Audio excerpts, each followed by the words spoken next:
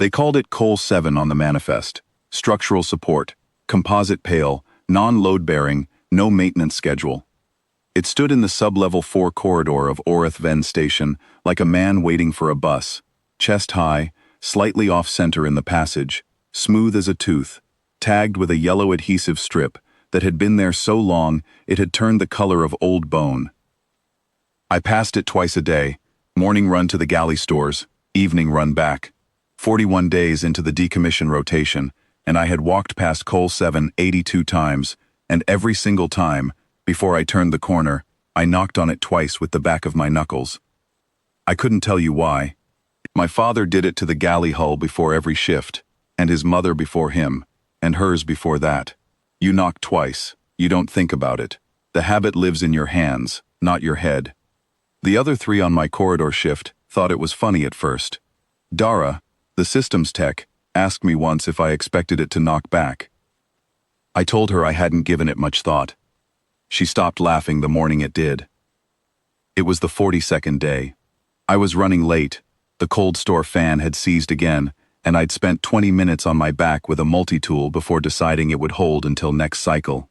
I came down the sub-4 corridor at a half jog, stores manifest in one hand, and I knocked Col 7 without breaking stride. 2 knocks, the knuckles of my right hand. And Col 7 was warm. I stopped, turned back, put my palm flat against the composite surface the way you'd check a hull plate for temperature differential. Warm, not ambient warm, not the warmth of a corridor that has been pressurized for 41 days. The warmth of something that has been running for a very long time, very quietly, that has finally decided to say so. Dara was behind me. I heard her stop walking. I heard Pell and Rostava stop too, somewhere further back in the passage. Nobody spoke.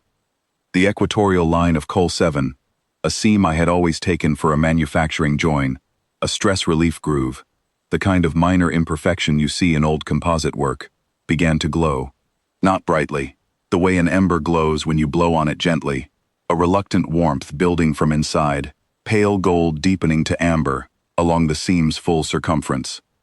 I didn't step back. Something moved in my sternum, not pain, not vibration exactly. A resonance, like a low chord played on an instrument too large to see. You don't hear it so much as you feel it settle into your chest and stay there, as if something had been speaking at a frequency too low for air and had finally found a conductor it trusted. My knuckles ached in a good way, the way hands ache after real work. The voice, when it came, was not in the air. It was in my jaw, in the bones behind my ears, in the slow thud of my own pulse, altered slightly, carrying syllables. 4 words, still holding, first provision, that was all. The amber along the seam held for another 3 seconds. Then it faded, the way a long breath releases, not extinguished, just complete. The composite surface cooled under my palm by a degree or 2. No more. Behind me, Dara had her hand over her mouth. Pell was already on his comm, calling the station's site lead. Rostava had taken 3 steps back and was saying something in a language I didn't know she spoke. I stood there with my palm on Col 7 and thought about my grandmother. Her name was Ori. She cooked on supply haulers for 31 years, and she knocked on the galley hull twice every morning before she started the burners. And she said her mother had done it, and her mother's mother before that. She never gave a reason. Some things you just did. The knock was the start of the shift. It meant you were present. It meant you were ready. It meant you'd showed up. I had asked her once, I was maybe 12, whether the ship knocked back. She'd given me a look I hadn't understood at the time. Not yet, she'd said. Site lead Vesson was down in sub-4 inside of 6 minutes, which was fast for a man who didn't like stairs. He had a scanner. He ran it over Col 7 3 times. The scanner told him what it always told him. Composite structural support. No active systems. No power draw. No signal output. Inert. Dormant. Just a pillar. He looked at me. He looked at Dara, who confirmed what she had seen. He looked at the seam, which was dark again, which showed no sign that it had ever done anything other than divide the column into 2 equal halves. He asked me what I had done. I told him I had knocked twice. He stood there for a moment. Then he took out his comm and started making calls that were above my clearance level. I went and cooked breakfast. What I know now, that I didn't know then, is this. Orith Ven was not built here. It was grown here, over the bones of a survey ship called the Canth Ordinary, which arrived on this moon 9,000 years ago and never left. The crew of the Canth Ordinary found something in the bedrock. The record of what they found is classified at a level I will never hold. What I know is what Vesson told me, 3 days later, in a room with no windows and a lock on the door. The crew of the Canth Ordinary didn't leave because they couldn't.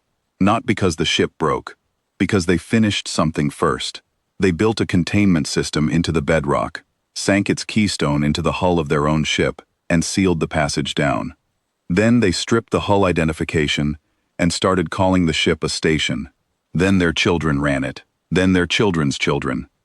9,000 years of cooks, on a station that had been a ship, and every one of them knocked on the hull before they started their shift, and never knew they were keeping a handshake alive that a containment AI needed to hear every so often to confirm the line of custody was unbroken. Call 7 was not a structural support. Call 7 was the lock, the status beacon, the living proof of chain that the builders had threaded into the most reliable lineage they knew. Not the engineers, not the officers, not the scientists. The cooks. Because cooks came back. Every shift, every voyage, every generation. You could always count on the cook to knock on the hull and start the burners. Still holding meant the seal below was intact. First provision was what they had called the position. Not a title, a description. The one who kept the crew fed while the real work got done. Vesson asked me if I understood what this meant. I told him I understood that something dangerous was still in the ground, and that it was still contained, and that I was apparently the reason the containment system had just confirmed that out loud after 9,000 years of quiet. He nodded, a little pale. I asked him if anyone needed lunch. He looked at me like I had said something strange. I told him I wasn't trying to be funny. I genuinely had a crew of 11 to feed, the cold store fan was still seized, and I'd lost 40 minutes of prep time to whatever this was. The thing in the ground had been down there for 9,000 years. It could wait another hour. They brought specialists in. They brought people with clearances I'd never heard of, and equipment that didn't have labels. They spent 2 weeks scanning Sub-4 from every angle, running every instrument they had over Col 7, coaxing it with tools and interfaces and broadcast signals on frequencies I couldn't begin to name. Col 7 did not respond. Not once. Not a flicker. I walked past it twice a day on my corridor run. I knocked twice each time, the back of my knuckles, the way my grandmother taught me without meaning to teach me anything. Each time, for just a moment, the composite was warm. Each time, deep in my sternum, the same low chord. The specialists couldn't hear it. They had their instruments pressed to the surface, their scanners active, their recording equipment running, and they caught nothing. They asked me what it felt like. I told them it felt like the beginning of a shift. It felt like showing up. It felt like something old and vast and quietly grateful. Something that had been doing its job in the dark for 9,000 years. Finally getting to hear that someone was still out there to receive its report. The seal was holding. The line was unbroken, and somebody had remembered to knock. I thought about my grandmother.